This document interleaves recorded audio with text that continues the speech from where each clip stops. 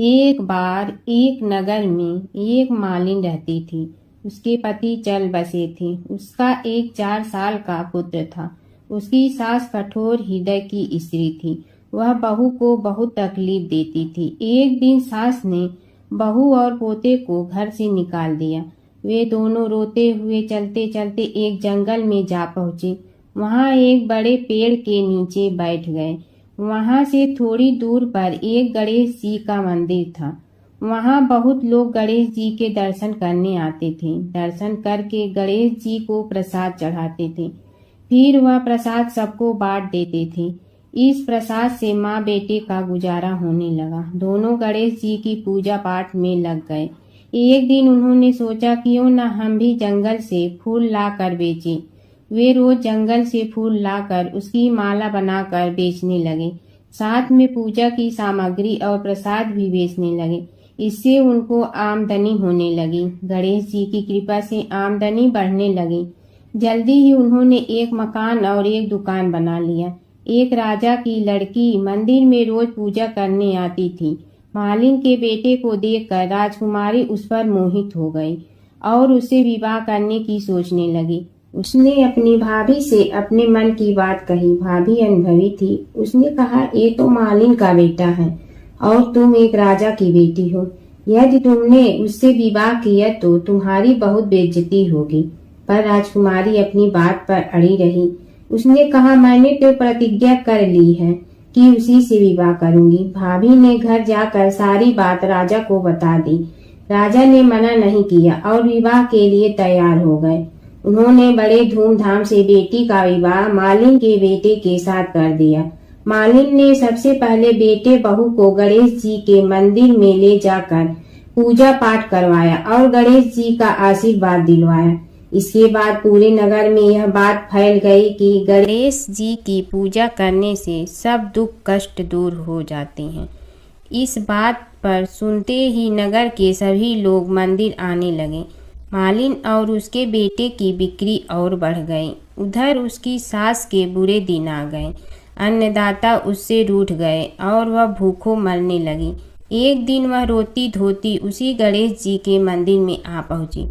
वहां वह मालिन के बेटे से बोली, मैं भूखी हूँ, मुझे रोटी कपड़ा दे दो, इसके बदले में तुम्हारा सारा काम कर दूंगी। लड़के को दया आ गई और उसे काम पर रख लिया।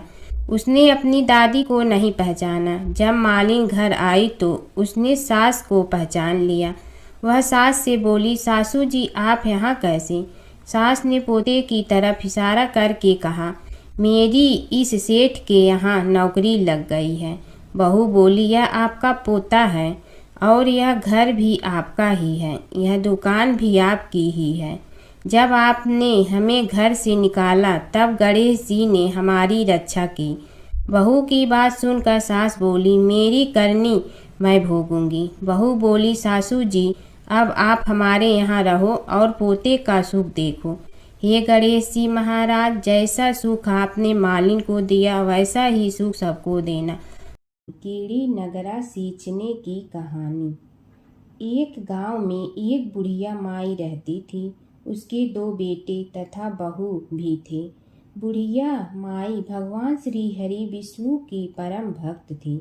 अपना जीवन दान धर्म पुण्य कार्य कर्मों में लगाती थी। परंतु बुढ़िया माई कभी भी मंदिर और सत्संग में व तीर्थ स्थानों पर नहीं जाती थी। एक बार गांव में भागवत कथा हो रही थी।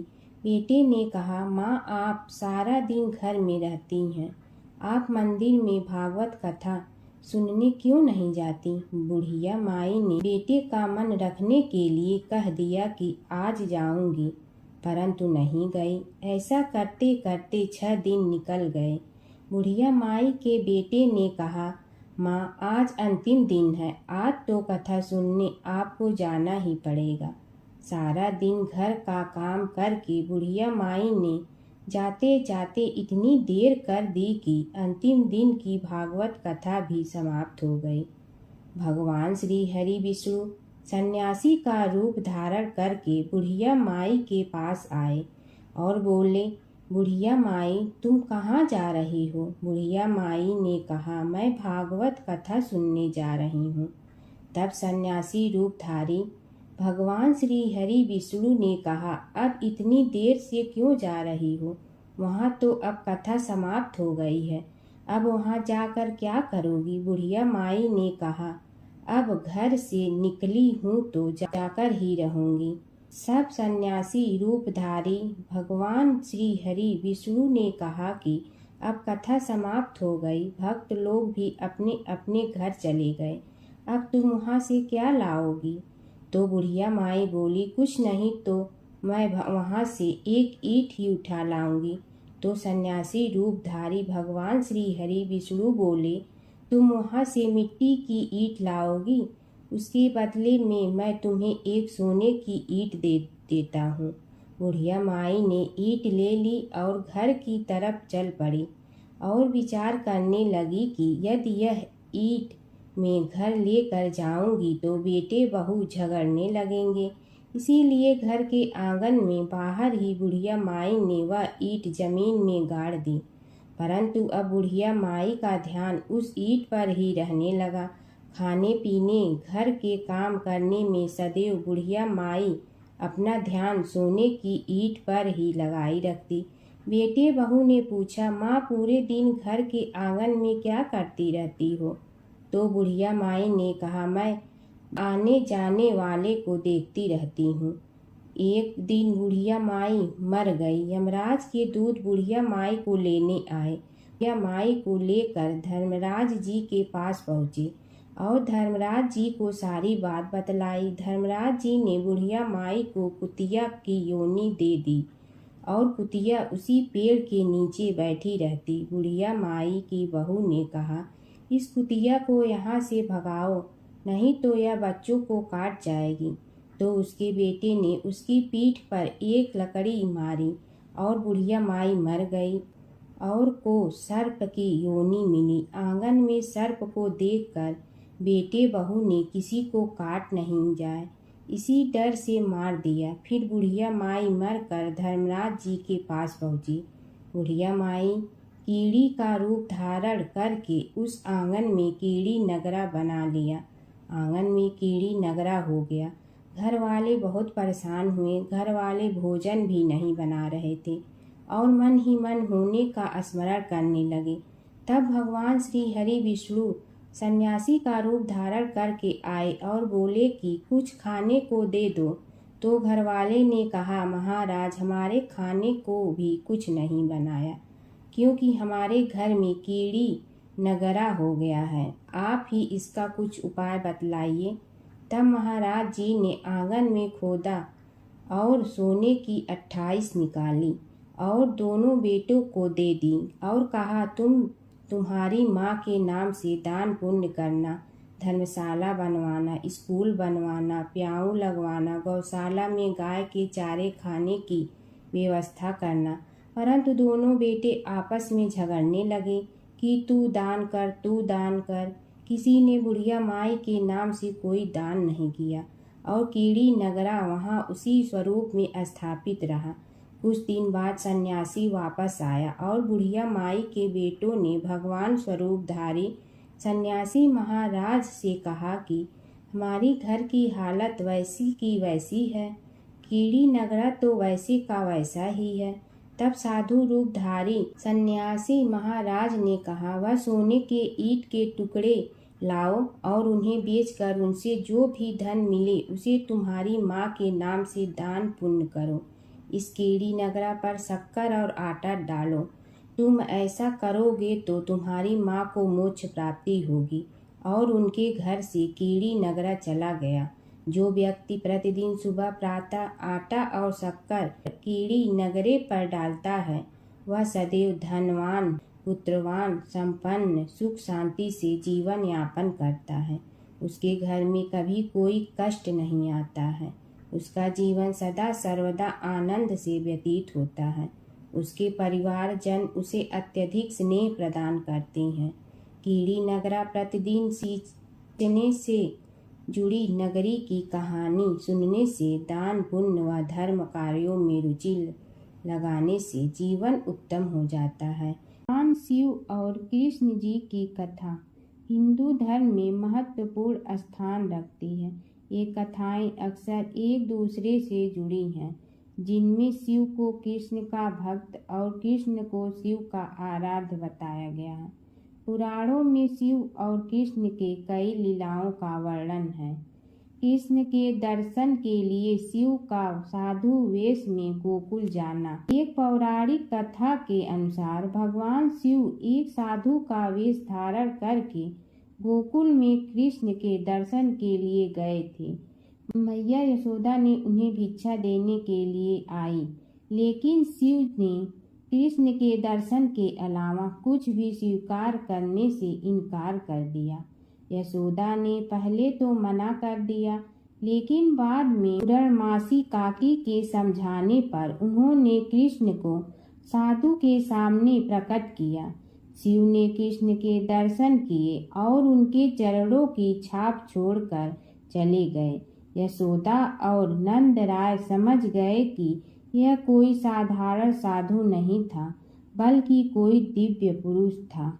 नारद मुनि का घमंड। एक बार नारद मुनि को अपने ज्ञान और भक्ति पर घमंड हो गया। कृष्ण ने नारद मुनि की परीक्षा लेने के लिए उन्हें एक गांव में भेजा, जहां एक महिला अपने पति के बीमार होने पर बहुत दुखी थी।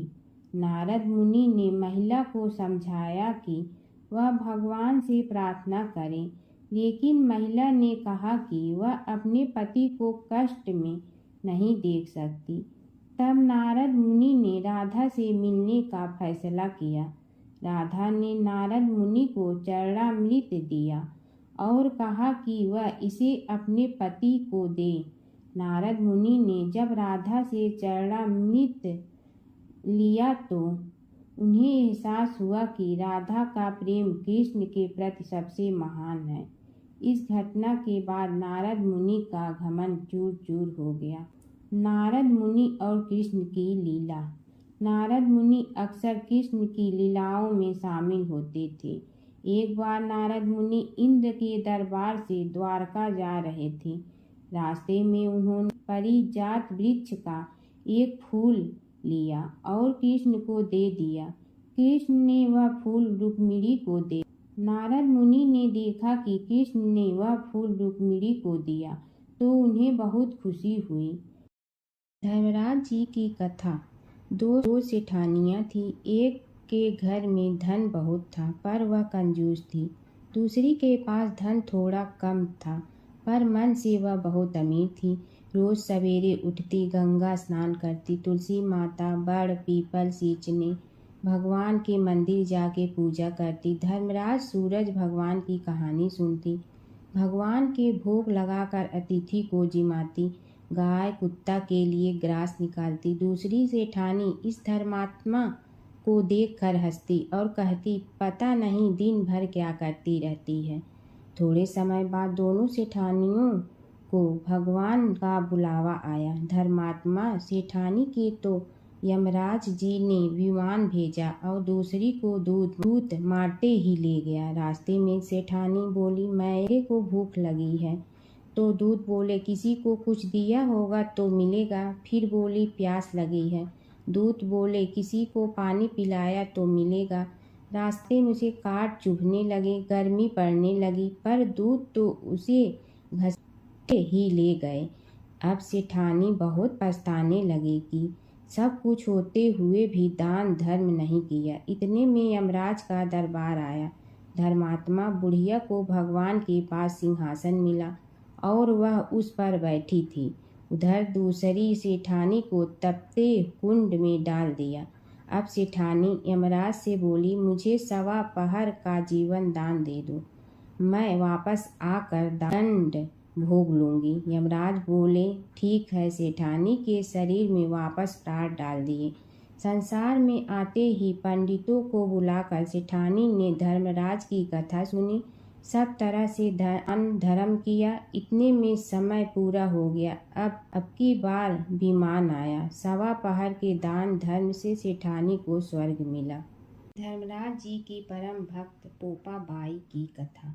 एक गांव में एक पोपा बाई रहती थी। जब वह 5 साल की थी तभी से वह नियम से धर्मराज जी व्रत की कथा सुनती थी और व्रत करती थी। एक दिन उसने अपने भाई व भाभी से कहा कि मैं शादी नहीं करूंगी। अब मैं अपना समय भगवान की पूजा अर्चना में ही बिताना चाहती हूँ।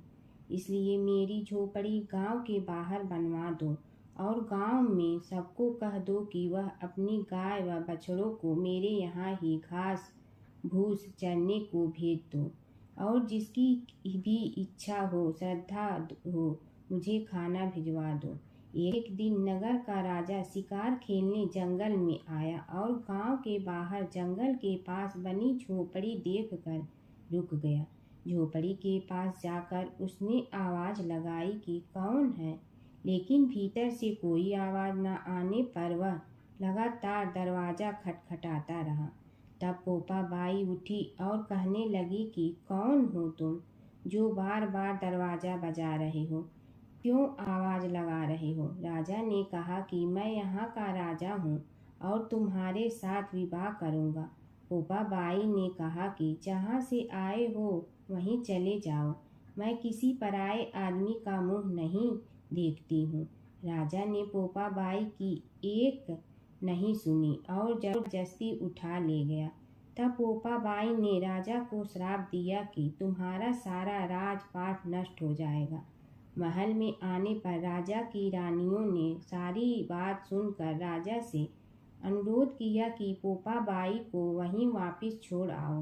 राजा जब पोपा बाई को वापस झोपड़ी में छोड़ने जाने लगा तो रास्ते में पाप की नदी आई जिसमें राजा डूब गया। कुछ समय बाद पोपा बाई मृत्यु के बाद धर्मराज जी के यहाँ पहुंची और धर्मराज जी ने उन्हें स्वर्ग का राज दे दिया। एक बार एक सेठ व सेठानी मृत्यु लोक से स्वर्ग लोक आए तो उसके द्वार बंद देखकर वह धर्मराज जी से द्वार खोलने का आग्रह करते हैं। धर्मराज जी कहते हैं इस द्वार पर पोपा बाई का राज है। इस पर सेठ सेठानी कहते हैं कि हम पोपा बाई को नहीं जानते हैं। धर्मराज जी उन दोनों की बात सुनकर कहते हैं कि तुम दोनों 7 दिन तक मृत्युलोक में रहो। 8 खोपड़ा से राई भरकर 5 कपड़े ऊपर रखकर कहानी सुनकर उद्यापन करना और कहना कि राज है पोपा बाई लेखा लेगी राई राई का। सारे बोलो पोपा बाई की जय। गणेश और बुढ़िया माई की कथा। एक बुढ़िया थी, वह बहुत ही गरीब और दृष्टिहीन थी। उसके एक बेटा और बहू थे। वह बुढ़िया सदैव गणेश जी की पूजा किया करती थी। एक दिन गणेश जी प्रकट होकर उस बुढ़िया से बोले, बुढ़िया माँ तू जो चाहे सो मांग ले। बुढ़िया बोली, मुझे तो मांगना नहीं आता, कैसे और क्या मांगूं। तब गणेश जी बोले, अपने बहू बेटे से पूछ कर मांग ले। तब बुढ़िया ने अपने बेटे से कहा, गणेश जी कहते हैं तू कुछ मांग ले, बता मैं क्या मांगूं।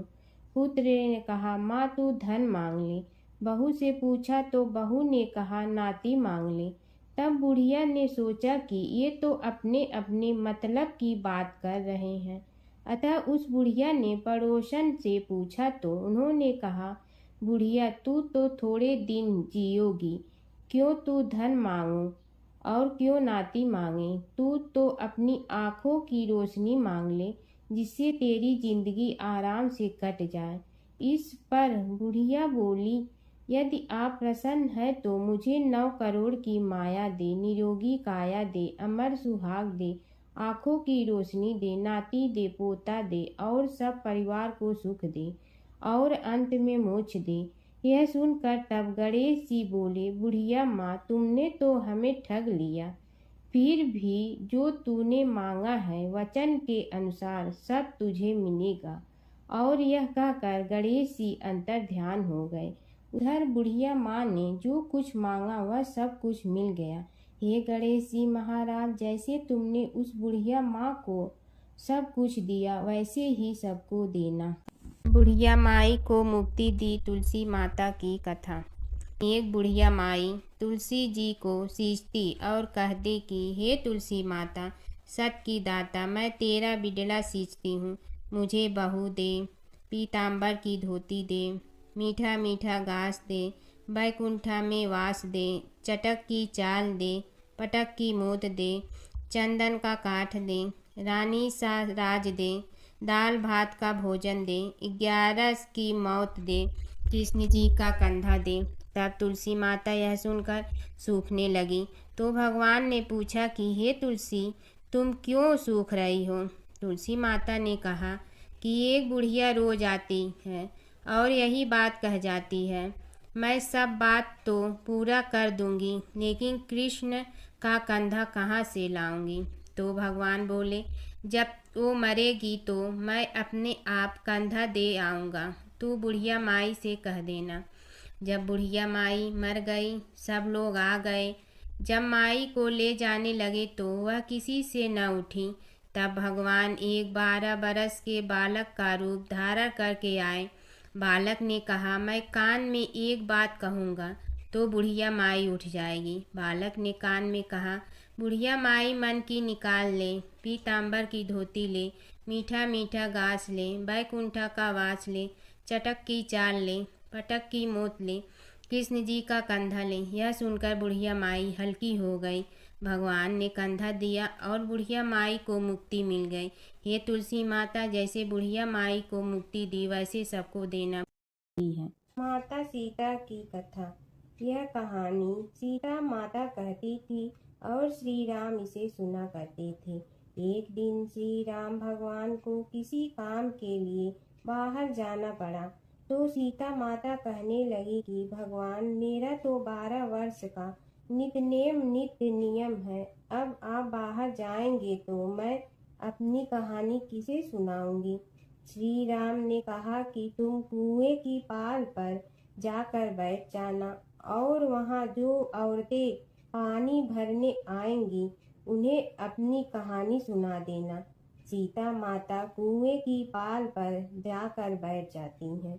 एक स्त्री आई, उसने रेशम की जड़ी की साड़ी पहन रखी थी और सोने का घड़ा ले रखा था। सीता माता उसे देख कहती हैं कि बहन, मेरा 12 वर्ष का नित्य सुन लो।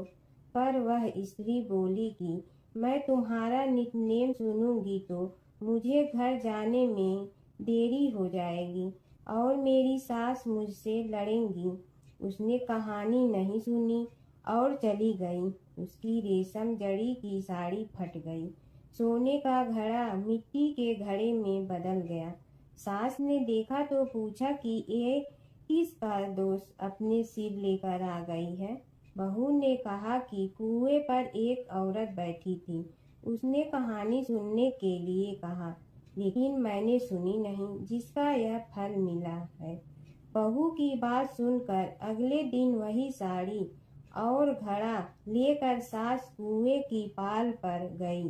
सास को वहीं माता सीता बैठी मिली, तो माता सीता ने कहा कि बहन, मेरी कहानी सुन लीजिए। सास बोली कि एक बार छोड़, मैं तो 4 बार कहानी सुन लूंगी। राम आए, लक्ष्मण आए, देश के पुजारी आए, नित नेम का नेम लाए, आओ राम बैठो राम, तपी रसोई जियो राम, माखन मिश्री खाओ राम, दूध बतासा पियो राम, सूत के पलका मोठो राम, साल दुसाला पोठो राम, साल दुसाला ओढ़ो राम, जब बोलो जब राम ही राम, राम संवारे सबके काम, खाली घर भंडार भरेंगे, सबका बेड़ा पार करेंगे, श्री राम जय राम जय जय राम। सास बोली कि बहन, कहानी तो बहुत अच्छी लगी। कहानी सुनकर सास घर चली गई और उसकी साड़ी फिर से रेशम जड़ी की बन गई। मिट्टी का घड़ा फिर सोने के घड़े में बदल गया। बहू कहने लगी, सासू माँ, आपने ये सब कैसे किया? सास ने कहा कि बहू, तू दोष लगा के आई थी और मैं अब दोष उतार कर आ रही हूँ। बहू ने फिर पूछा कि वह कुएं वाली स्त्री कौन है? सास बोली कि वे सीता माता थी। वे पुराने से नया कर देती हैं, खाली घर में भंडार भर देती हैं वह लक्ष्मी जी का वास घर में कर देती हैं। आदमी की जो भी इच्छा हो उसे पूरा कर देती हैं। बहू बोली कि ऐसी कहानी मुझे भी सुना दो। सास बोली कि ठीक है, तुम भी सुनो। और सास ने कहानी शुरू की।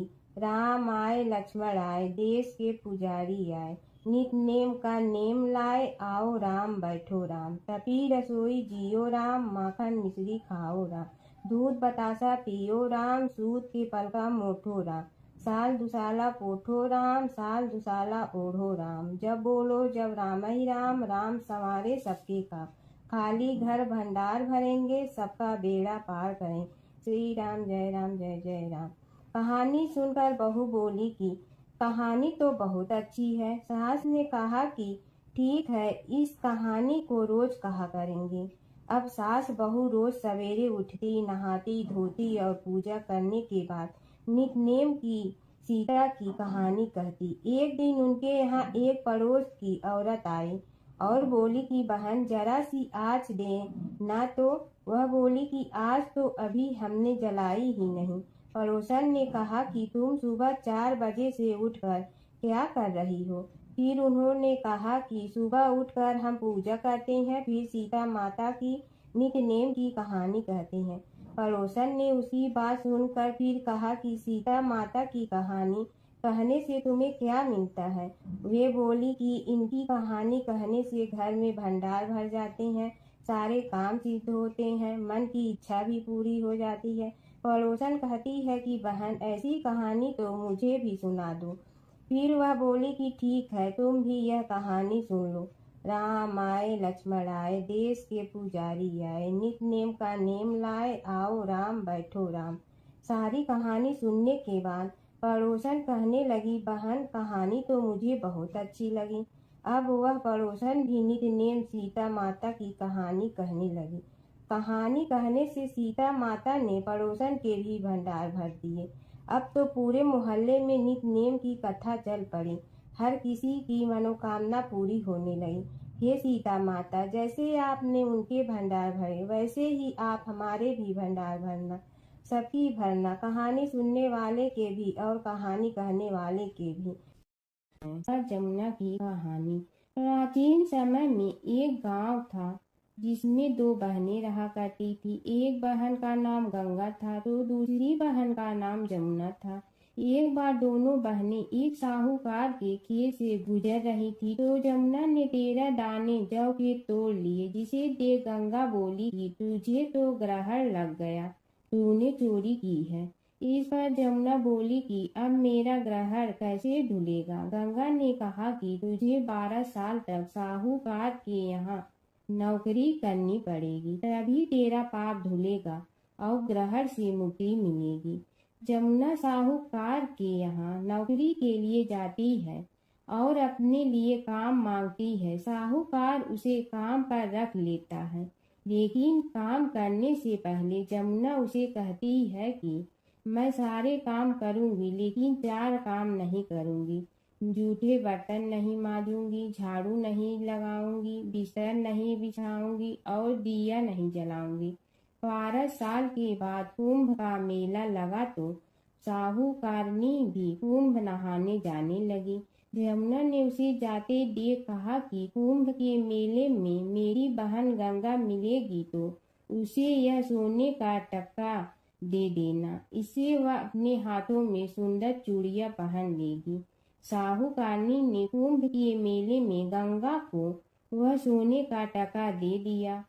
गंगा ने उनसे वह टका लेते हुए कहा कि मेरी बहन को कहना कि उसके 12 वर्ष पूरे हो गए हैं, अब वह वहां वापिस आ जा। साहूकार व साहूकारनी वापिस घर आए तब जमुना मटके में पानी भर रही थी। दोनों जमुना से बोले कि हमने सोने का वह टका तेरी बहन गंगा को दे दिया था और उसने कहा है कि तेरे 12 वर्ष पूरे हो गए हैं, इसलिए अब तुम वापिस जाओ। यह समाचार सुनते ही जमुना सहस्त्र धारा में बदल गई और बहने लगी। जमुना जी का यह रूप देखकर साहूकार और साहूकारनी परेशान हो गई थी।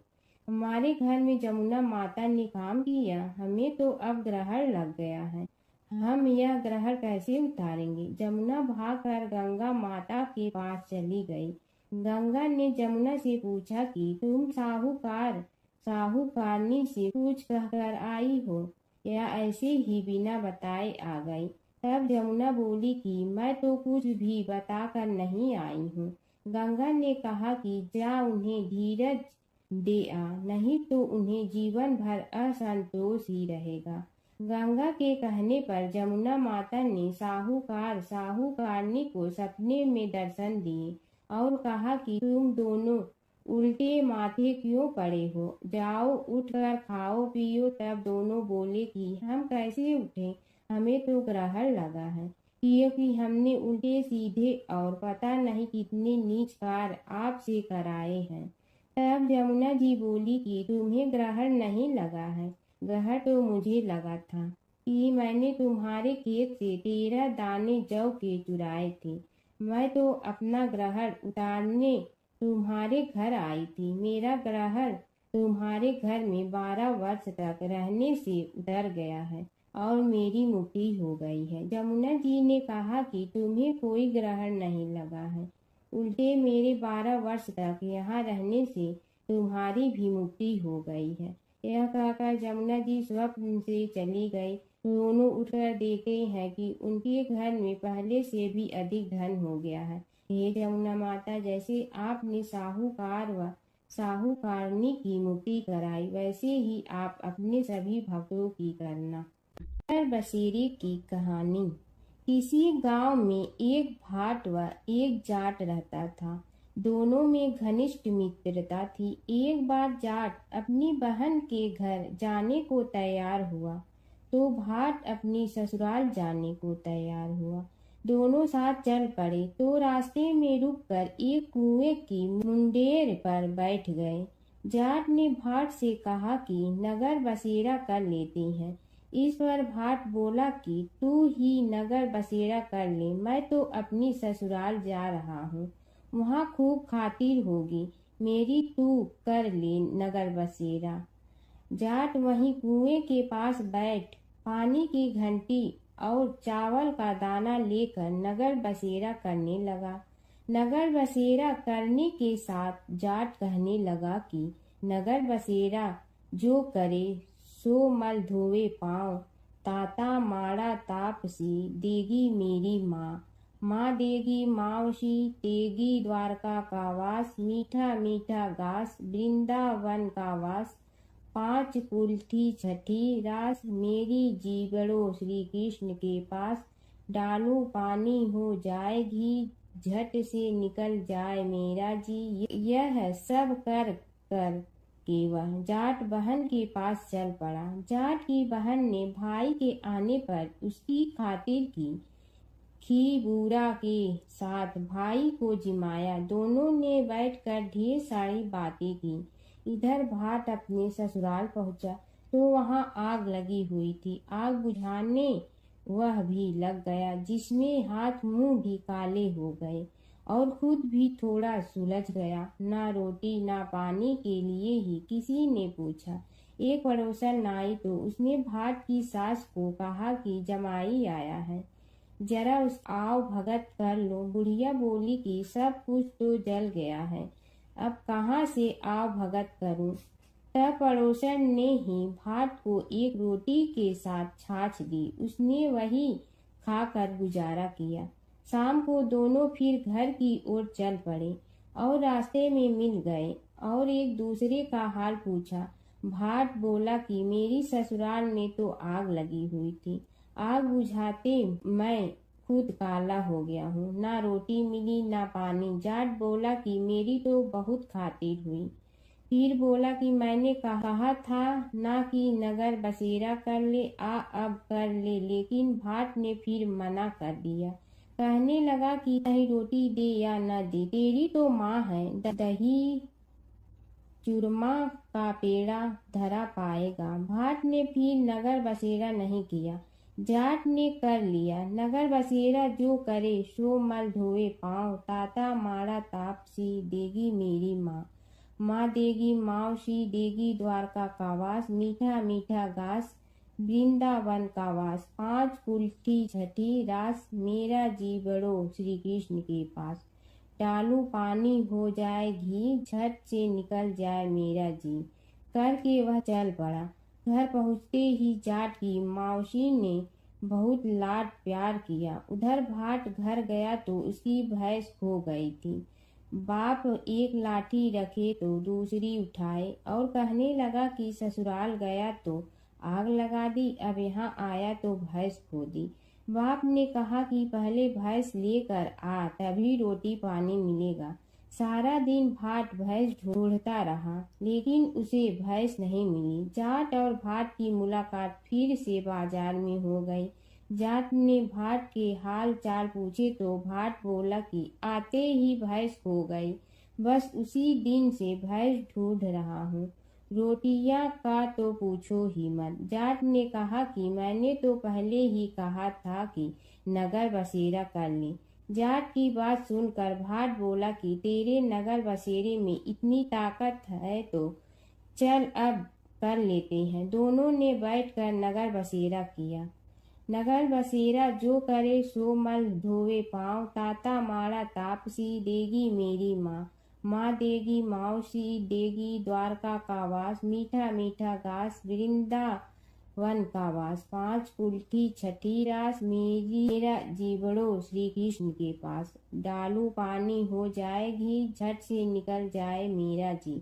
दोनों के नगर बसेरा करने पर भाट जैसे ही आगे बढ़ा तो उसकी खोई भैंस मिल गई, जिसे लेकर घर पहुंचा। घर पहुंचते ही माँ ने कहा कि लड़के को आते ही घर से निकाल दिया, सारे दिन से ये भूखा प्यासा भटक रहा है। यह कहकर उसकी माँ ने उसको खूब खिलाया पिलाया। इस घटना के बाद सारे नगर में ढिंढोरा पिटवा गया कि कब कोई अपने पीहर या सास से आते जाते नगर बसेरा करें। जैसे भाट को नगर बसेरा करने का फल मिला, वैसे ही हर किसी को मिले। एक समय की बात है कि विष्णु भगवान का विवाह लक्ष्मी जी के साथ निश्चित हो गया। विवाह की तैयारी होने लगी। सभी देवताओं को निमंत्रण भेजे गए, परंतु गणेश जी को निमंत्रण नहीं दिया। कारण जो भी रहा हो, अब भगवान विष्णु की बारात जाने का समय आ गया। सभी देवता अपनी पत्नियों के साथ विवाह समारोह में आए। उन सब ने देखा कि गणेश जी कहीं दिखाई नहीं दे रहे हैं। तब वे आपस में चर्चा करने लगे कि क्या गणेश जी को कोई न्योता नहीं दिया है या स्वयं गणेश जी ही नहीं आए हैं। सभी को इस बात पर आश्चर्य होने लगा। तभी सब ने विचार किया कि विष्णु भगवान से ही इसका कारण पूछा जाए। विष्णु भगवान से पूछने पर उन्होंने कहा कि हमने गणेश जी के पिता भोलेनाथ महादेव को न्योता भेजा है। यदि गणेश जी अपने पिता के साथ आना चाहते हैं तो आ जाते, अलग से न्योता देने की कोई आवश्यकता भी नहीं थी। दूसरी बात यह है कि उनको 1.25 मन मूंग, 1.25 मन चावल, 1.25 मन घी और 1.25 मन लड्डू का भोजन दिन भर में चाहिए। यदि गणेश जी नहीं आएंगे तो कोई बात नहीं, दूसरे के घर जाकर इतना सारा खाना पीना अच्छा भी नहीं लगता। इतनी वार्ता कर ही रहे थे कि किसी एक ने सुझाव दिया, यदि गणेश जी आ भी जाए तो उनके द्वारपाल बनाकर बैठा देंगे कि आप घर की याद रखना। आप तो चूहे पर बैठकर धीरे धीरे चलोगे तो बारात से बहुत पीछे रह जाओगे। यह सुझाव भी सबको पसंद आ गया तो विष्णु भगवान ने भी अपनी सहमति दे दी। होना क्या था कि इतने में गणेश जी वहां आ पहुंचे और उन्हें समझा बुझा कर घर की रखवाली करने बैठा दिया गया। बारात चल रही थी, तब नारद जी ने देखा कि गणेश जी तो दरवाजे पर ही बैठे हुए हैं, तो वे गणेश जी के पास गए और रुकने का कारण पूछा। गणेश जी कहने लगे कि विष्णु भगवान ने मेरा बहुत अपमान किया है।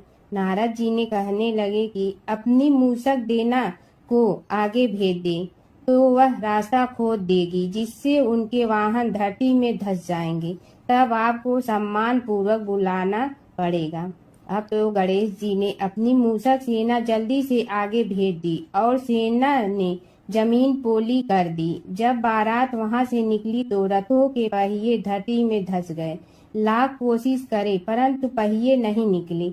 सभी ने अपने अपने उपाय किए, परंतु पहिए तो नहीं निकले, बल्कि जगह जगह से टूट गए। किसी की समझ में नहीं आ रहा था कि अब क्या किया जाए। तब तो नारद जी ने कहा, आप लोगों ने गणेश जी का अपमान करके अच्छा नहीं किया। यदि उन्हें मना कर लाया जाए तो आपका कार्य सिद्ध हो सकता है और यह संकट टल सकता है। शंकर भगवान ने अपने दूत नंदी को भेजा और वे गणेश जी को लेकर आए। गणेश जी का आदर सम्मान के साथ पूजन किया। तब कहीं रथ के पहिए निकले। अब रथ के पहिए निकल के परंतु टूट फूट गए तो उन्हें सुधारे गए। पास के खेत में खाती काम कर रहा था, उसे बुलाया गया। खाती अपना कार्य करने के पहले श्री गणेशाय नमः कहकर गणेश जी की वंदना मन ही मन करने लगा। देखते ही देखते खाती ने सभी पहियों को ठीक कर दिया। तब खाती कहने लगा कि हे देवताओं, आपने सर्वप्रथम गणेश जी को नहीं मनाया होगा और न ही उनकी पूजन की होगी, इसीलिए तो आपके साथ यह संकट आया है। हम तो मूर्ख अज्ञानी हैं, फिर भी पहले गणेश जी को पूजते हैं, उनका ध्यान करते हैं। आप लोग तो देवतागण हैं, फिर भी आप गणेश जी को कैसे भूल गए? अब आप लोग भगवान श्री गणेश जी की जय बोल कर जाएं तो आपके सब काम बन जाएंगे और संकट कट जाएंगे। ऐसा कहते हुए बारात वहां से चल दी और विष्णु भगवान को लक्ष्मी जी के साथ विवाह संपन्न करा के सभी सकुशल घर लौट आए। हे गणेश जी महाराज, आपने विष्णु को जैसे कारज सारियो ऐसे कारज सबको सिद्ध कर जो। बोलो गजानन भगवान की जय। प्राचीन काल की बात है। एक नगर में धर्मपाल नाम का एक निर्धन किंतु अत्यंत धर्मनिष्ठ व्यक्ति रहता था। वह न तो अधिक पूजा पाठ जानता था और न ही उसके पास धन था, परंतु उसके हृदय में भगवान विष्णु के प्रति अपार श्रद्धा थी। प्रतिदिन प्रातः स्नान कर भगवान विष्णु का स्मरण करता और तुलसी दल अर्पित करता। तब भी वह हरि नाम का जाप करता रहता। एक दिन किसी कारणवश वह पूजा न कर सका। मन में ग्लानि हुई और रात को उसने भगवान विष्णु से क्षमा याचना की। उसी रात उसे स्वप्न में विष्णु ने दर्शन दिए और कहा, हे भक्त, जो भी व्यक्ति श्रद्धा से मेरा स्मरण करता है, मैं उसके सभी पाप हर लेता हूँ। भक्ति में विधि नहीं, भाव प्रधान होता है। कुछ समय बाद धर्मपाल के जीवन की सभी कठिनाइयाँ दूर हो गई। उसके घर में सुख शांति और समृद्धि आ गई। अंत समय में उसे वैकुंठ लोक की प्राप्ति हुई। विष्णु भगवान की कथा। एक नगर में एक सेठ व एक सेठानी रहते थे और सेठानी रोज विष्णु भगवान की पूजा करती थी। सेठ को उसका पूजा करना बिल्कुल अच्छा नहीं लगता था। इसी वजह से एक दिन सेठ ने सेठानी को घर से निकाल दिया। घर से निकलने पर वह जंगल की ओर गई तो देखा 4 आदमी मिट्टी खोदने का काम कर रहे थे। उसने कहा कि मुझे नौकरी पर रख लो। उन्होंने उसे रख लिया, लेकिन मिट्टी खोदने से सेठानी के हाथों में छाले पड़ गए और उसके बाल भी उड़ गए। वह आदमी कहते हैं कि बहन, लगता है तुम किसी अच्छे घर की महिला हो, तुम्हें काम करने की आदत नहीं है। तुम एक काम रहने दो और हमारे घर का काम कर लिया करो। वह चारों आदमी उसे अपने साथ घर ले गए और वह 4 मुट्ठी अनाज लाते और सभी बांट कर खा लेते। एक दिन सेठानी ने कहा कि कल से 8 मुट्ठी अनाज लाना। अगले दिन वह 8 मुट्ठी अनाज लाए और सेठानी पड़ोसन से आग मांग लाई। उसने भोजन बनाया, विष्णु भगवान को भोग लगाया, फिर सभी को खाने को दिया। सारे भाई बोले कि बहन, आज तो भोजन बहुत स्वादिष्ट बना है। सेठानी ने कहा कि भगवान का जूठा है तो स्वाद तो होगा ही। सेठानी के जाने के बाद सेठ भूखा रहने लगा और आस पड़ोस के सारे लोग कहने लगे कि ये तो सेठानी के भाग्य से खाता था। एक दिन सेठ अपनी सेठानी को ढूंढने चल पड़ा। उसने ढूंढते हुए वह भी उस जंगल में पहुंच गया जहां वह चारों आदमी मिट्टी खोद रहे थे।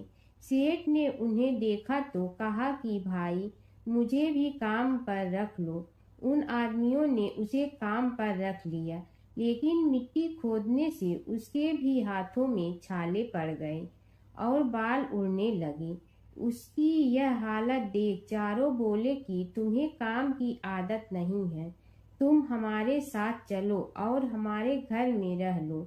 सेठ उन चारों आदमियों के साथ उनके घर चला गया और जाते ही उसने सेठानी को पहचान लिया, लेकिन सेठानी घूंघट में थी तो सेठ को देख नहीं पाई। सेठानी ने सभी के लिए भोजन तैयार किया और हर रोज की भांति विष्णु भगवान को भोग लगाया। उसने उन चारों भाइयों को भोजन परोस दिया, लेकिन जैसे ही वह सेठ को भोजन देने लगी तो विष्णु भगवान ने उसका हाथ पकड़ लिया। भाई बोले कि बहन, ये तुम क्या कर रही हो? वह बोली, मैं कुछ नहीं कर रही हूँ, मेरा हाथ तो विष्णु भगवान ने पकड़ लिया है। भाई बोले, हमें भी विष्णु भगवान के दर्शन कराओ। उसने भगवान से प्रार्थना की तो विष्णु जी प्रकट हो गए। सभी ने दर्शन किए। सेठ ने सेठानी से क्षमा मांगी और सेठानी को साथ चलने को कहा। भाइयों ने अपनी बहन को बहुत सा धन देकर विदा किया। जब सेठानी के साथ सेठ भी भगवान विष्णु की पूजा करने लगा और उनके परिणाम से उनका घर अन्न धन से भर गया। प्राचीन काल की बात है। नैमिषारण्य क्षेत्र में ऋषि, महर्षि और साधु संतों का समाज जुड़ा था। उसमें श्री सूत जी भी विद्यमान थे। शौनक जी ने उनकी सेवा में उपस्थित होकर निवेदन किया कि हे अज्ञान रूप घोर तिमिर को नष्ट करने में करोड़ों सूर्यों के समान प्रकाशमान श्री सूत जी हमारे कानों के लिए अमृत के समान जीवन प्रदान करने वाले कथा तत्व का वर्णन कीजिए। हे सूत जी, हमारे हृदयों में ज्ञान के प्रकाश की वृद्धि तथा भक्ति, वैराग्य और विवेक की उत्पत्ति जिस कथा से हो सकती हो, वह हमारे प्रति कहने की कृपा कीजिए। शौनक जी की जिज्ञासा से सूत जी बड़े प्रसन्न हुए। पुरातन इतिहासों के स्मरण से उनका शरीर पुलकायमान हो रहा था। वे कुछ देर उसी स्थिति में विराजमान रहकर कुछ विचार करते रहे और अंत में बोले, शौनक जी, इस विषय में आपके चित्त में बड़ी जिज्ञासा है। आप धन्य हैं जो सदैव ज्ञान की प्राप्ति में तत्पर रहते हुए विभिन्न पुराण कथाओं की जिज्ञासा रखते हैं। आज मैं आपको ज्ञान के परम स्रोत रूप श्री गणेश जी का जन्म कर्म रूप चरित्र सुनाऊंगा। गणेश जी से ही सभी ज्ञानों, सभी विद्याओं का उद्भव हुआ है। अब आप सावधान चित्त से विराजमान हो। श्री गणेश जी के ध्यान और नमस्कार पूर्वक उनका चरित्र श्रवण करें। नमस्तस्मै गणेशाय ब्रह्मा विद्या प्रदायिनी यनागस्त्यसमः साक्षात विघ्न सागर सोषणे। कैसे हैं वे श्री गणेश जो सभी प्रकार की ब्रह्म विद्याओं को प्रदान करने वाले, अर्थात ब्रह्मा के सगुण और निर्गुण स्वरूप पर प्रकाश डालने और जीव ब्रह्मा का अभेद प्रतिपादन करने वाली विद्याओं के दाता हैं। वे विघ्नों के समुद्रों को महर्षि अगस्त के समान शोषण करने में समर्थ हैं। इसलिए उनका नाम विघ्न सागर शोषक के नाम से प्रसिद्ध है। मैं उन भगवान श्री गणेश जी को नमस्कार करता हूँ। प्रथम पूजा के अधिकारी श्री गणेश जी, यह कहकर सूत जी कुछ समय के लिए मौन हो गए और फिर बोले, शौनक जी, भगवान गणेश जी ही सर्वप्रथम पूजा प्राप्ति के अधिकारी हैं। किसी भी देवता की पूजा करो, पहले उनकी पूजा करो। शौनक जी ने निवेदन किया, हे भगवान, हे सूत, सर्वप्रथम यह बताने की कृपा कीजिए कि गणेश जी को प्रथम पूजा का अधिकार किस प्रकार प्राप्त हुआ? इस विषय में मेरी बुद्धि मोह को प्राप्त हो रही है कि सृष्टि रचयिता ब्रह्मा जी, पालन करता भगवान नारायण और संहार करता शिव जी में से किसी को प्रथम पूजा का अधिकारी क्यों नहीं माना गया? यह त्रिदेव ही तो सबसे बड़ा देवता माने जाते हैं। सूत जी ने कहा, शौनक जी, यह भी एक रहस्य ही है। देखो, अधिकार मांगने से नहीं मिलता, इसके लिए योग्यता होनी चाहिए। संसार में अनेकों देवी देवताएं पूजे जाते हैं। पहले जो जिसका इष्ट देव होता है वह उसी की पूजा किया करता है। इससे बड़े देवताओं के महत्व में कमी आने की आशंका उत्पन्न हो गई। इस कारण देवताओं में परस्पर विवाद होने लगा। वे उसका निर्णय प्राप्त करने के लिए शिव जी के पास पहुँचे और प्रणाम करके पूछने लगे, प्रभु, हम सब में प्रथम पूजा का अधिकारी कौन है? शिव जी सोचने लगे कि किसे प्रथम पूजा का अधिकारी माने। तभी उन्हें एक युक्ति सूझी। बोले, देवगण, इसका निपटारा बातों से नहीं तथ्यों से होगा। इसके लिए एक प्रतियोगिता रखनी होगी, शिव की परिक्रमा करने की प्रतियोगिता। देवगण उनका मुख देखने लगे, शंकित हृदय से सोचने लगे कि कैसी प्रतियोगिता रहेगी। यह शिव जी ने उनके मन के भाव ताड़ लिए, इसलिए सांत्वना भरे शब्दों में बोले, घबराओ मत, कोई कठिन परीक्षा नहीं ली जाएगी। बस इतना ही कि सभी अपने अपने वाहनों पर चढ़कर संसार की परिक्रमा करो और फिर यहाँ लौट आओ। जो पहले लौटेगा वही सर्वप्रथम पूजा का अधिकारी होगा। अब क्या देर थी, सभी अपने अपने वाहन पर चढ़कर दौड़ पड़े। किसी का वाहन गजराज था तो किसी का सिंह, किसी का भैंसा तो किसी का मृग, किसी का हंस तो किसी का उल्लू, किसी का अश्व तो किसी का श्वान। अभिप्राय यह है कि वाहनों को विविधता के दर्शन उस समय जितने भले प्रकार से हो सकते थे उतने अन्य समय में नहीं।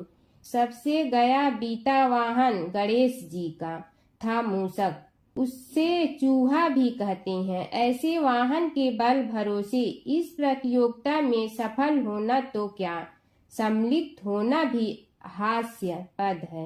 गणेश जी ने सोचा, छोड़ो, क्या होगा प्रतियोगिता में भाग लेने से, हम तो यहाँ बैठे रहकर ही तमाशा देखेंगे। वे बहुत देर तक विचार करते रहे। अंत में उन्हें एक युक्ति सूझी। शिव जी स्वयं ही जगदाता हैं, यह संसार उन्हीं का प्रतिबिंब है, तब क्यों न इन्हीं की परिक्रमा कर ली जाए।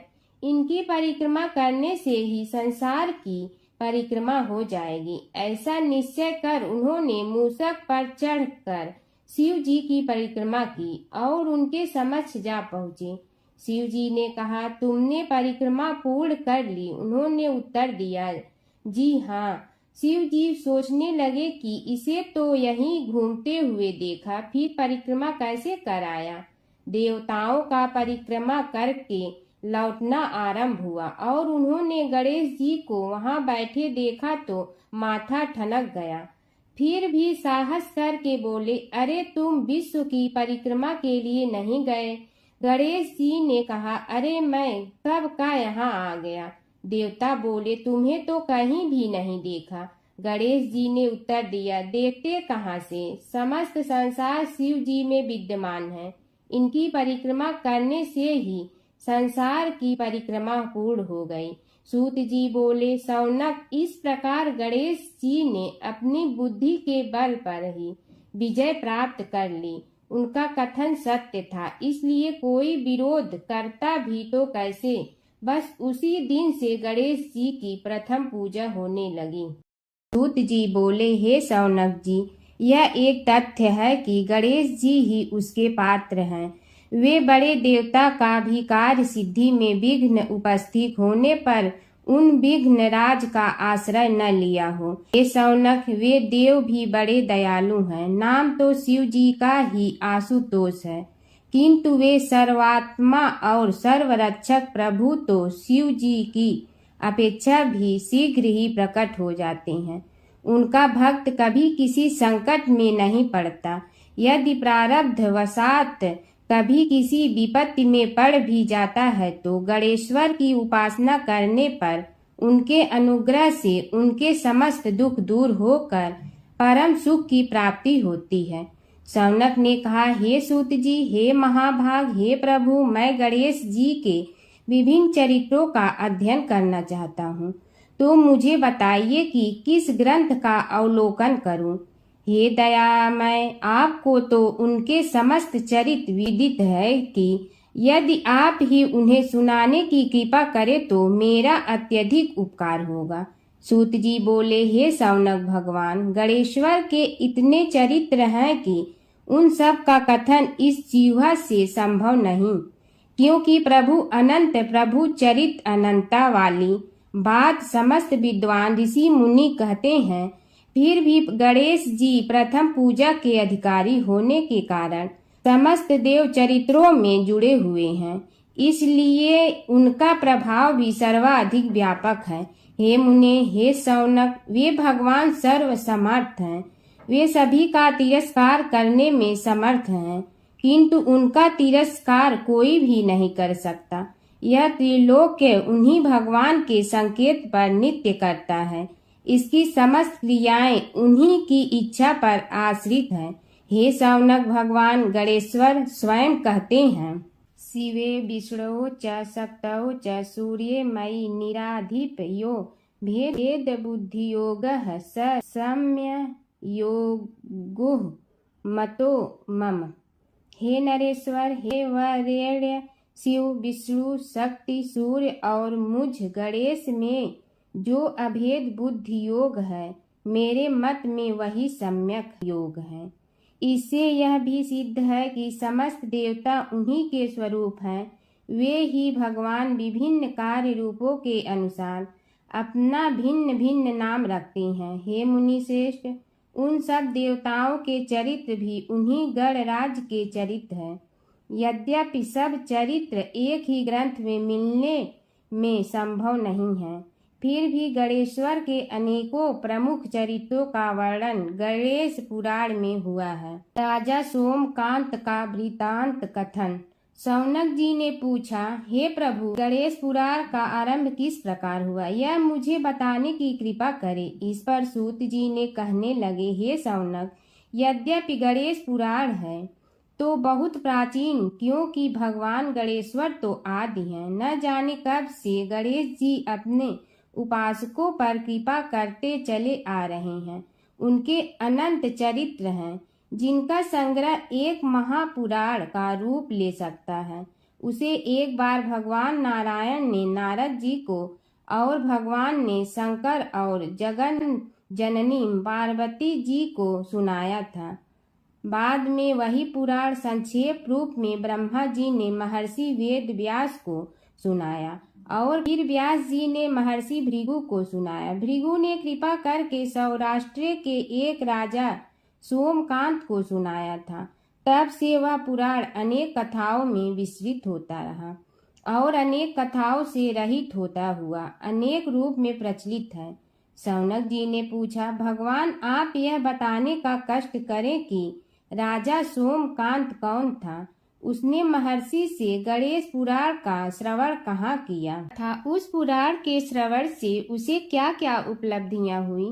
हे नाथ, मुझे श्री गणेश्वर की कथा के प्रति उत्कंठा बढ़ती ही जा रही है।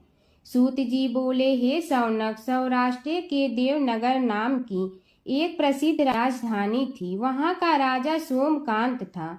वह अपनी प्रजा का पुत्र के समान पालन करता था। वह वेद ज्ञान संपन्न, शस्त्र विद्या में पारंगत एवं प्रबल प्रतापी राजा, समस्त राजाओं में मान्य तथा अत्यंत वैभवशाली था। उसका ऐश्वर्य कुबेर के भी ऐश्वर्य को लज्जित करता था। उसने अपने पराक्रम से अनेकों देश जीत लिए थे।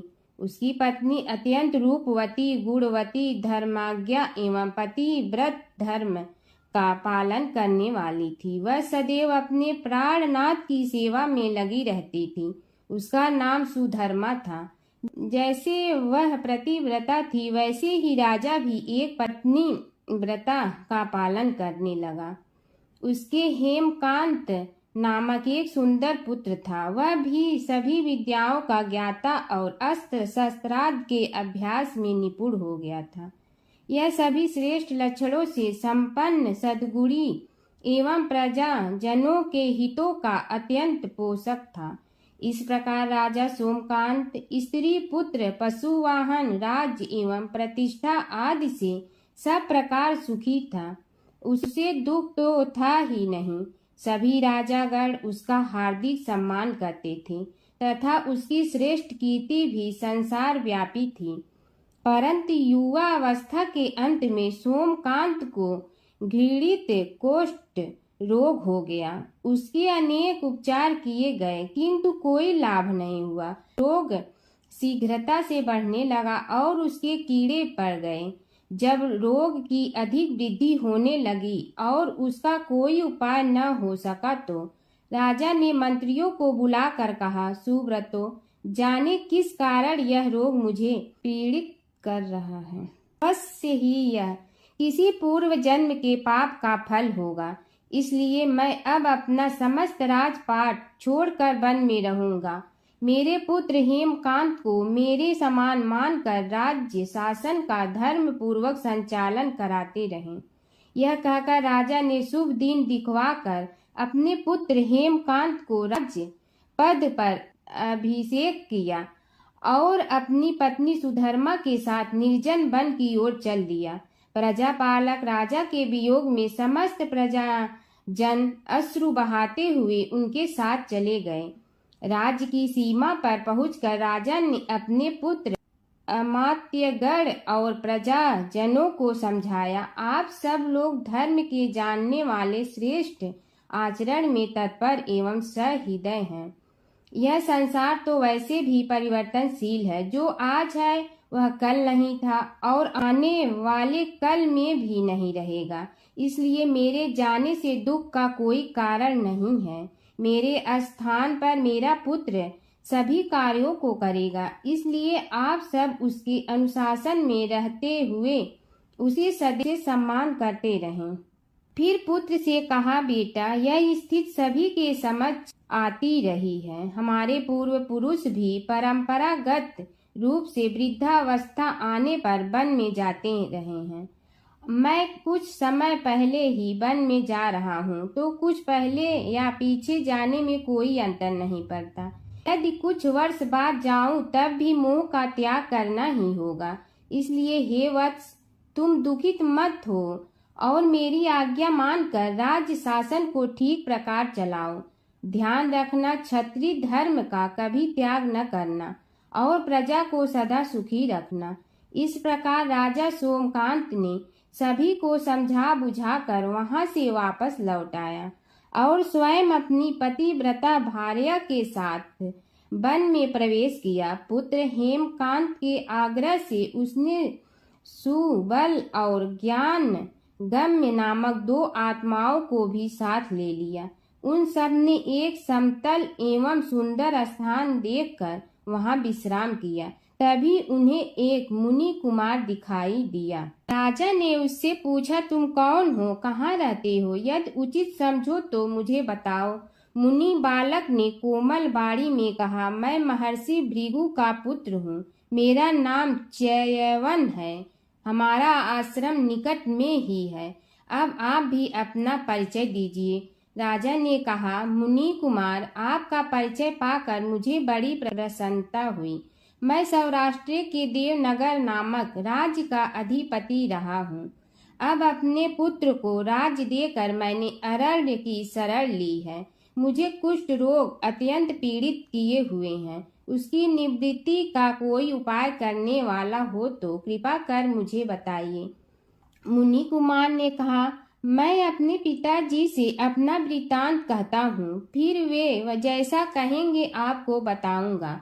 यह कहकर मुनि बालक चला गया और कुछ देर में ही आकर बोला, राजन, मैंने आपका वृतांत अपने पिताजी को बताया। उनकी आज्ञा हुई है कि आप सब मेरे साथ आश्रम में चलकर उनसे भेंट करें, तभी आपके रोग के विषय में भी विचार किया जाएगा। राजा सोमकांत के पूर्व जन्म का वृत्तांत भृगु द्वारा वर्णन। राजा अपनी पत्नी और अमात्यों के सहित च्यवन के साथ साथ भृगु आश्रम में जा पहुंचा और उन्हें प्रणाम कर बोला, हे भगवान, हे महर्षि, मैं आपकी शरण हूँ, आप मुझ कुष्ठी पर कृपा कीजिए। महर्षि बोले, राजन, यह तुम्हारे किसी पूर्व जन्म कृत पाप का ही उदय हो गया है। इसका उपाय मैं विचार करके बताऊंगा। आज तो तुम सब स्नान आज से निवृत्त होकर रात्रि विश्राम करो। महर्षि की आज्ञा अनुसार सबने स्नान भोजन आदि के उपरांत रात्रि व्यतीत की और प्रातः काल स्नान आदि नित्य कर्मों से निवृत्त होकर महर्षि की सेवा में उपस्थित हुए। महर्षि ने कहा, राजन, मैंने तुम्हारे पूर्व जन्म का वृत्तांत जान लिया हूँ और यह भी विदित कर लिया है कि किस पाप के फल से तुम्हें इस रोग की प्राप्ति हुई है। यदि तुम चाहो तो उसे सुना दूं। राजा ने हाथ जोड़कर निवेदन किया, बड़ी कृपा होगी मुनिनाथ, मैं उसे सुनने के लिए उत्कंठित हूँ। महर्षि ने कहा, तुम पूर्व जन्म में एक धनवान वैश्य के लाडले पुत्र थे। वह वैश्य विंध्याचल के निकट कौलहार नामक ग्राम में निवास करता था। उसकी पत्नी का नाम सुलोचना था। तुम उसी वैश्य दंपत के पुत्र हुए। तुम्हारा नाम कामद था।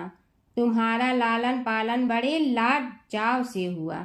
उन्होंने तुम्हारा विवाह एक अत्यंत सुंदरी वैश्य कन्या से कर दिया था, जिसका नाम कुटुम्बिनी था। यद्यप तुम्हारी भार्या सुशीला थी और तुम्हें सदैव धर्म में निरत देखना चाहती थी, किंतु तुम्हारा स्वभाव वासनांध होने के कारण दिन प्रतिदिन उज्जवल होता जा रहा था।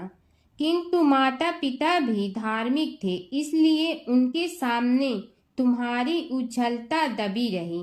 परंतु माता पिता की मृत्यु के बाद तुम निरंकुश हो गए और अपनी पत्नी की बात भी नहीं मानते थे।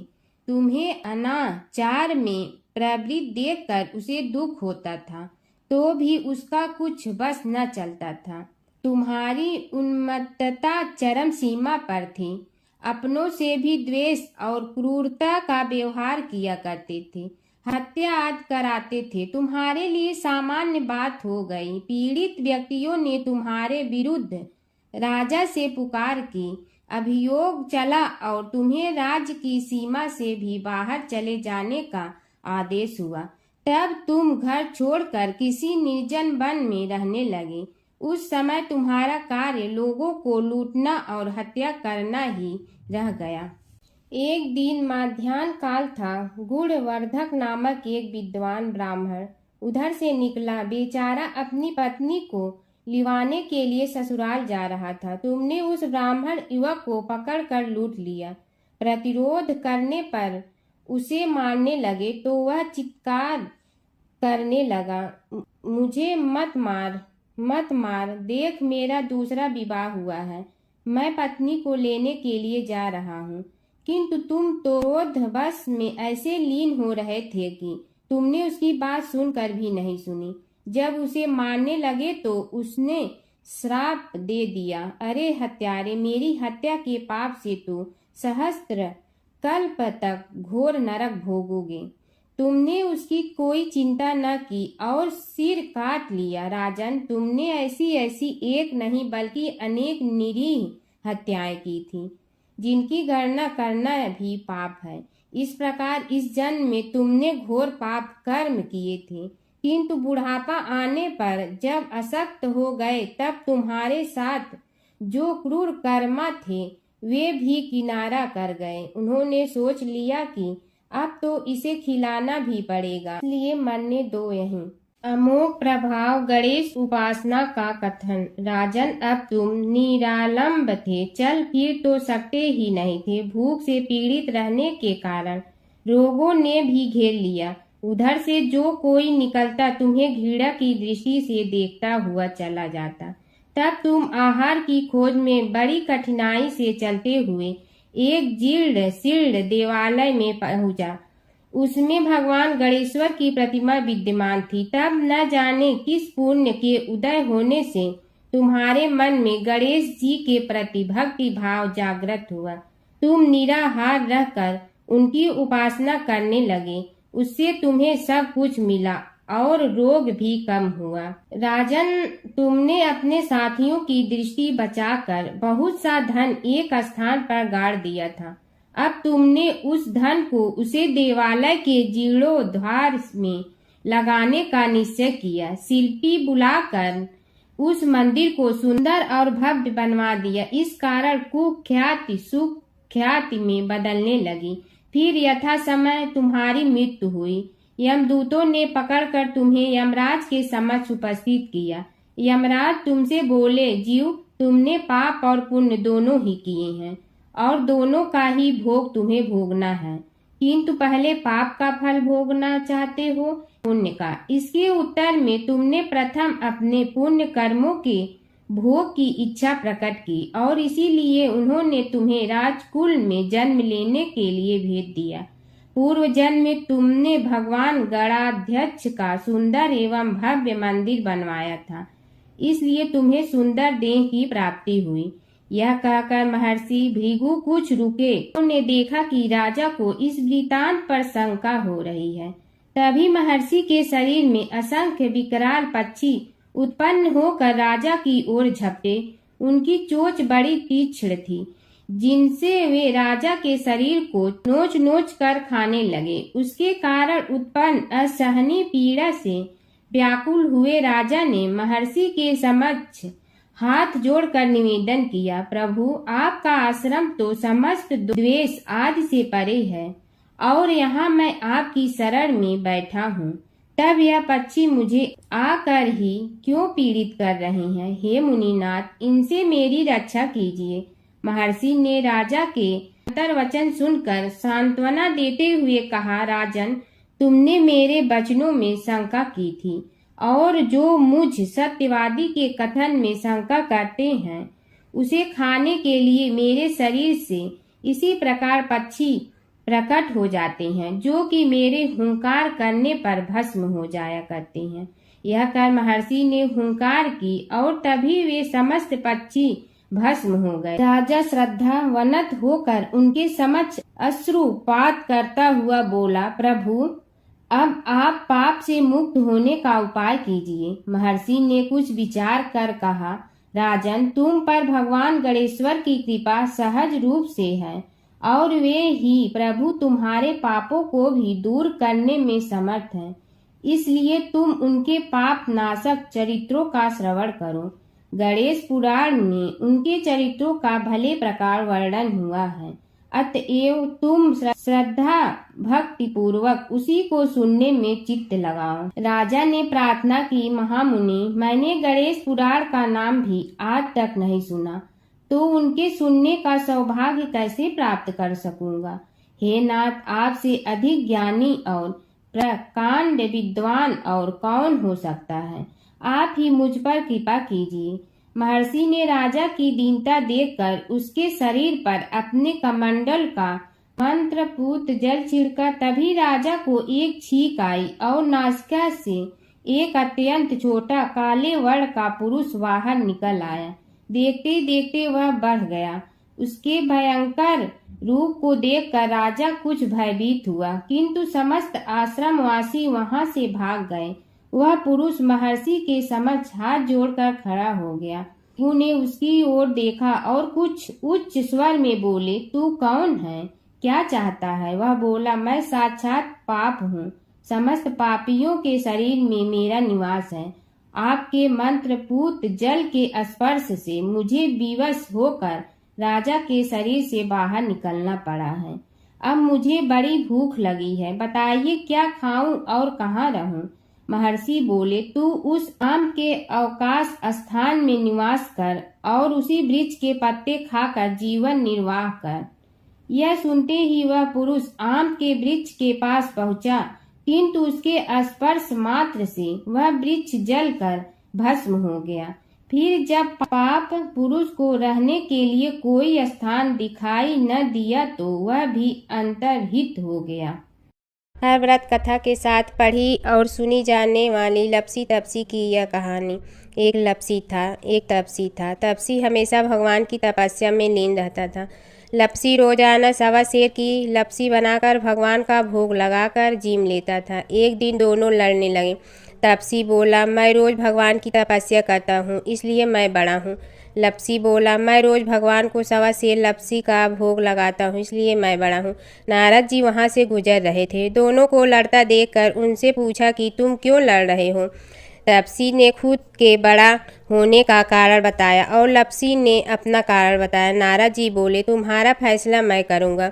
दूसरे दिन लपसी और तपसी नहाकर अपनी रोज की भक्ति करने आए तो नारद जी ने छुपकर 1.25 करोड़ की एक एक अंगूठी उन दोनों के आगे रख दी। तपसी की नज़र उस अंगूठी पर पड़ी जो उसने चुपचाप अंगूठी उठाकर अपने नीचे दबा ली। तब लपसी की नज़र अंगूठी पर पड़ी, लेकिन उसने ध्यान नहीं दिया। भगवान को भोग लगाकर लपसी खाना खाने लगा। नारद जी सामने आए तो दोनों ने पूछा कि कौन बड़ा, तो नारद जी ने तपसी से खड़ा होने को कहा। वो खड़ा हुआ तो उसने नीचे दबी अंगूठी दिखाई पड़ी। नारद जी ने लपसी से कहा, तपस्या करने के बाद भी तुम्हारी चोरी करने की आदत नहीं गई, इसलिए लपसी बड़ा है और तुम्हें तुम्हारी तपस्या का कोई फल भी नहीं मिलेगा। तपसी शर्मिंदा होकर माफ़ी मांगने लगा। उसने नारद जी से पूछा, मुझे मेरी तपस्या का फल कैसे मिलेगा। नारद जी ने कहा, यदि कोई गाय और कुत्ते की रोटी नहीं बनाएगा तो फल तुम्हें मिलेगा। यदि कोई ब्राह्मण को भोजन करवा कर दक्षिणा नहीं देगा तो फल तुम्हें मिलेगा। यदि कोई साड़ी के साथ ब्लाउज नहीं देगा तो फल तुझे मिलेगा। यदि कोई दिए से दिया जलाएगा तो फल तुम्हें मिलेगा।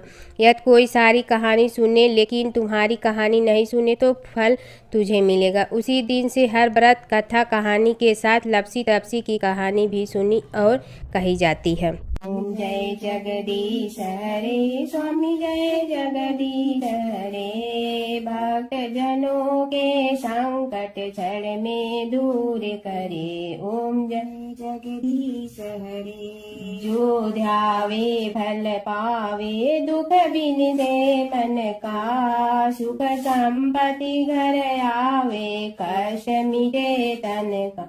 ओम जय जगदीश हरे।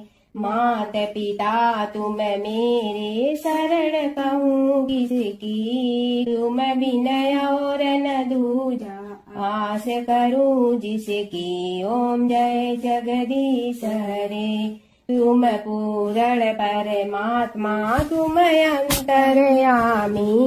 पार ब्रह्म परमेश्वर, तुम सबके स्वामी। ओम जय जगदीश हरे। तुम बिंदा के सागर, तुम पालन करता। मैं मूर्ख कल काम, कृपा करो भरता। ओम जय जगदीश हरे। तुम हो ये कय गोचर, सबके प्राणपति। किस विधि मिलूं दया में, तुमको मैं कुमति। ओम जय जगदीश हरे। दीन बंधु दुख हरता, तुम रक्षक मेरे। अपने हाथ उठाओ, द्वार पड़ा तेरे। ओम जय जगदीश हरे। विषय विकार मिटा, पाप हरो देवा। श्रद्धा भक्ति बढ़ाओ, संतन की सेवा। ओम जय जगदीश हरे। तन मन धन सब तेरा, स्वामी सब कुछ है तेरा। तेरा तुझको अर्पण क्या लागे मेरा। ओम जय जगदीश हरे। जय जगदीश हरे, स्वामी जय जगदीश हरे। भक्त जनों के संकट क्षण में दूर करे। ओम जय जगदीश हरे, स्वामी जय जगदीश हरे।